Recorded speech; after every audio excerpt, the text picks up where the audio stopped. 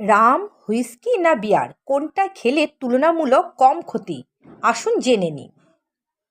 শুধু ভারতেই নয়, সারা বিশ্বে লোকেরা সাফল্য উদযাপন করার সময় মদ খায়, যার মধ্যে রয়েছে ওয়াইন, হুইস্কি, রাম বা বিয়ার। আপনি কি জানেন এই চারটির মধ্যে সবচেয়ে কোনটি ক্ষতিকর? ওয়াইন হলো এক প্রকার গাঁজানো আঙুরের রস।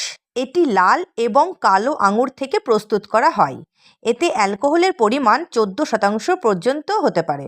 হুইস্কিতে উচ্চমাত্রার অ্যালকোহল রয়েছে, যা 30 থেকে 65% অ্যালকোহল পর্যন্ত হতে পারে। এই পানীয়টি বিভিন্ন ব্র্যান্ডে বিভিন্ন অ্যালকোহল সামগ্রী সহ পাওয়া যায়। এটি তৈরি করতে গম এবং বার্লি গাঁজন করা হয়।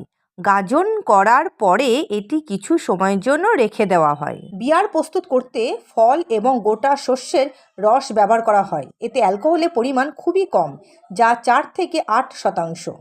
শীতকালে